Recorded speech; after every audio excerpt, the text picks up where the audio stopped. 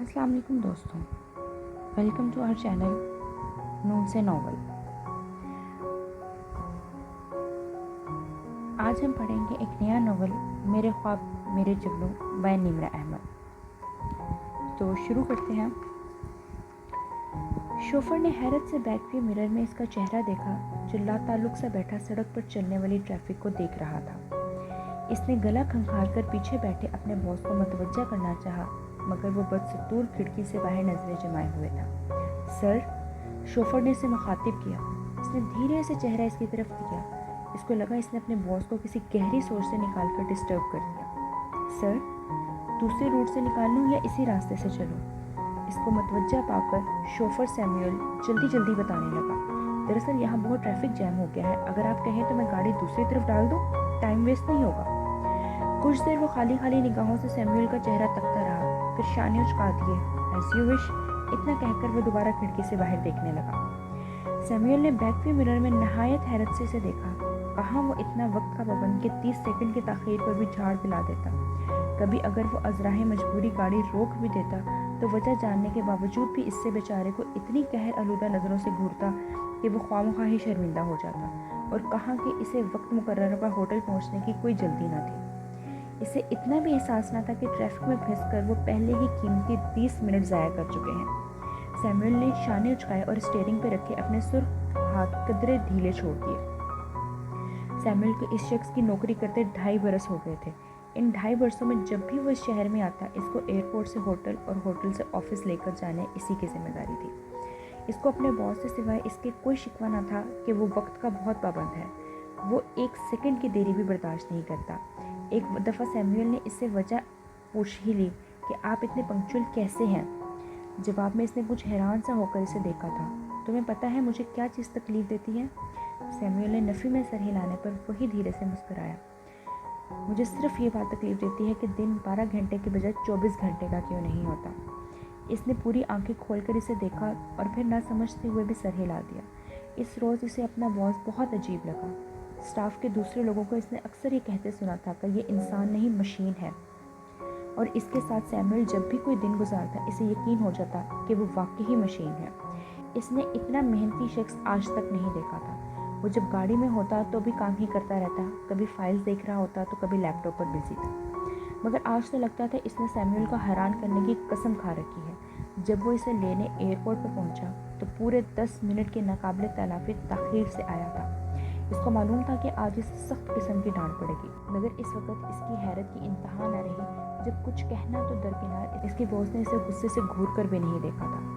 पहले की तरह आज इसने बाल मोज से पीछे नहीं किए थे, बल्कि कंघी भी बराह नाम की थी। इसने आज टाई भी नहीं बांधी थी और शायद ठीक से शेव भी नहीं की थी।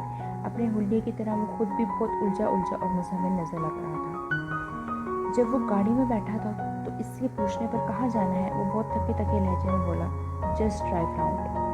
सैमुअल को बताया गया था कि इसकी यहाँ कोई मीटिंग है, लेकिन अगर ऐसा है भी तो वो इसको मुकर्ररा जगह पर चलने का क्यों नहीं कह रहा। सैमुअल ने हैरानी से पूछा।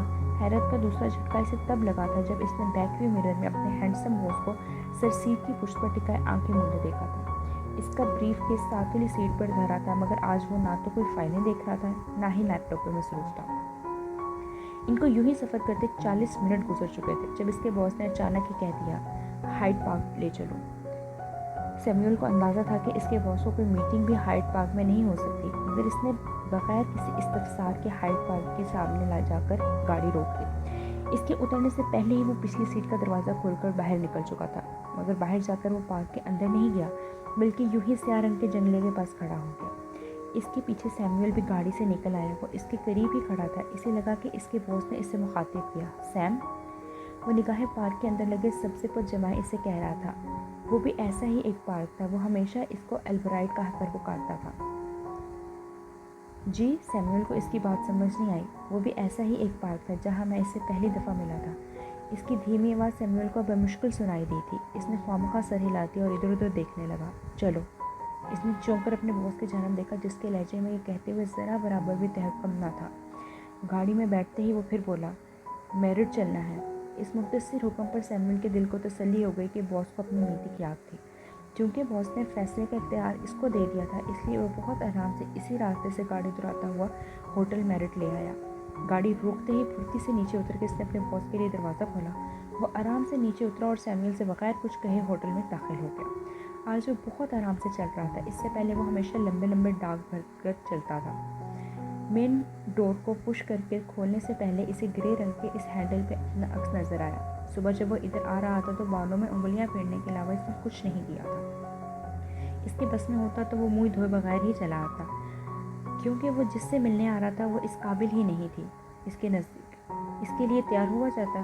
शायद वो इसे इस उजड़े हुए हुलिये से महानूर जहांगीर को ये एहसास दिलाना चाहता था कि वो इसके लिए नहीं आया, वो सिर्फ एक खालिस कारोबारी काम के सिलसिले में यहाँ आया था। ये इत्तेफाक था कि महानूर जहांगीर बिल्डर्स की चेयरपर्सन थी। इसकी मीटिंग में शमूलियत लाजमी थी, वरना अगर ये कोई ज़ाती नौयत की मुलाकात होती तो वो इस जगह हरगिज़ ना होती। ज़ाती नौयत की मुलाकात, और वो भी महानूर से, नामुमकिन। इसने तरफर से सर झटका और रिसेप्शनिस्ट की जानिब देखने का तकल्लुफ़ किए बगैर ही लिफ्ट की तरफ बढ़ गया। किसी की तरफ देखे बगैर इसने लिफ्ट मैन से टॉप फ्लोर कहा, जिसने सर हिलाकर 12 का हिंसा दबा दिया। जैसे जैसे लिफ्ट ऊपर की जानिब बढ़ रही थी वो अपने फैसले पर पछता रहा था। सुबह जब वो इसे अपने हेड ऑफिस से एयरपोर्ट के लिए निकला था, तब से लेकर हाइड पार्क जाने तक वो अपने फैसले पर नज़रसानी करता आया था। कल रात से इसे इसके साथ यही हो रहा था। वो जो करना चाहता था इससे उल्ट हो रहा था। वो एक नीम पागल औरत की बात मानकर महानूर से मिलने नहीं आना चाहता था, मगर फिर भी वो इस वक्त वहाँ मौजूद था। हल्की सी दस्तक देने के बाद इसने आराम से दरवाज़ा खोला और अंदर दाखिल हो गया। वो इस आरास्ता सूट में पहली मर्तबा नहीं आ रहा था। इसका ख्याल था महानूर वहाँ पहले से मौजूद होगी, क्योंकि ये सूट इसी ने बुक कराया था, मगर वो इतराफ़ में कहीं भी दिखाई नहीं दे रही थी। मीटिंग में शामिल तीसरे फरीक के मुतालिक इसे यकीन था कि बहुत देर से आएगा। ईरानी कभी भी वक्त की पाबंदी नहीं कर सकते, इसने सोफे पर बैठते हुए सोचा। वो लिविंग रूम का जायज़ा लेने ही लगा था कि इसकी निगाह खूबसूरत बेबी पिंक हैंड बैग पर पड़ गई, जो सेंट्रल टेबल पर टीवी रिमोट के साथ पड़ा था।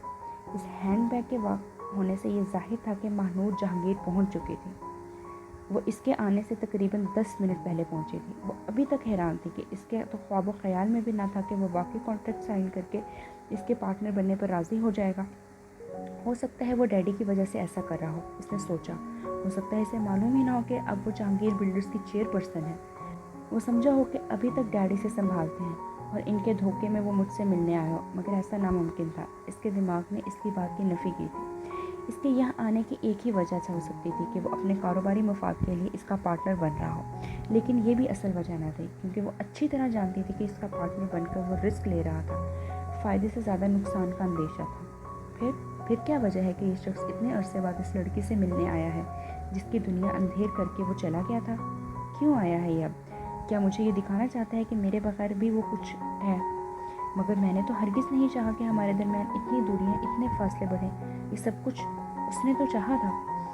इन गुज़रे बरसों में इसने अखबारात और रसाइल के अलावा सिर्फ 2 दफ़ा इसे देखा था। एक दफ़ा तब जब वो दुबई डैड के ऑफिस इनसे मिलने आया था।